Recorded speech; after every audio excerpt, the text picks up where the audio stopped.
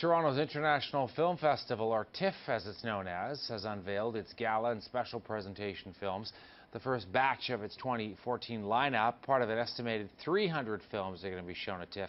It is a big deal not only for the city of Toronto, but it's also a big deal for Canada-wide. It really puts our mark on the international movie business. Joining us now from Montreal is film critic for TwitchFilm.com, Jason Gorber. He is at the Fantasia Film Fest, I see, which of course, there we go, going on. I know it well from my days in Montreal, going on there.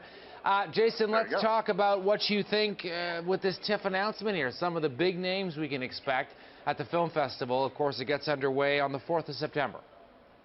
Right, so here I am at Fantasia, which meant I got up at the crack at 10:30 in the morning to find out the big announcements coming out of Toronto. Now, TIFF is obviously the supreme public festival in the world. So one of their big deals is that, yes, they bring in a lot of stuff from other festivals, but they also churn a lot of interest with world premieres. This year, a pretty interesting thing happened. Cameron Bailey, the festival's director, and Piers Handling, laid down the law and said, if you were playing in the first weekend of TIFF, it has to be a North American or a world premiere. The reason for that is other festivals like Telluride would, after TIFF announced a world premiere, like let's say the Oscar winner 12 Years a Slave, Telluride would sort of sneak in and say, we're doing a sneak of this. So everybody wanted to know this year what was going to happen to the selection. Well, if you look at the selection, we're still getting tons of world premieres. We're still getting tons of international premieres. And fundamentally, as you said, there's like 400 films. You will find plenty to see.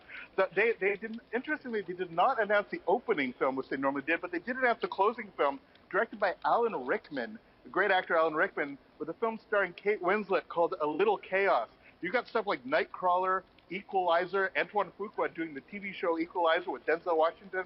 So it's like a mix of art house and other elements and action movies all come together all at TIFF.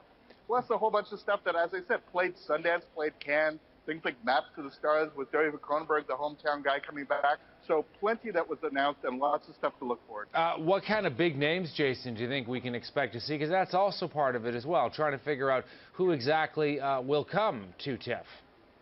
Absolutely. And again, if you look at a thing like Cannes, when I was at Cannes, you have people going to the festival just to see the stars. What's nice about TIFF is you get to see the stars and they announce the film. You got people like Tina Fey, Brad Pitt will likely come. There's a whole bunch of different stars. Who I'm looking for, it's not a world premiere, but Jon Stewart's film Rosewater is playing, and I'm a huge fan of Jon Stewart. He's made an incredibly interesting film, which was no doubt going to be a dark comedy. That's the guy I'm most looking forward to seeing this year. And again, we shouldn't take for granted hometown heroes like Cronenberg that wander around and actually see films. So you'll have plenty of stars to look at, plenty of films from all over the world to enjoy. And the announcements this is just the beginning. We got hundreds and hundreds of more films that we're supposed to look for. Thanks so much, Jason. Jason Gorber with TwitchFilm.com, coming to us today from the Fantasia Film Festival going on in the city of Montreal. I know you're going to be back here in Toronto for TIFF, though, before too long. Take care of yourself, my friend. Be well. Thanks. All the best.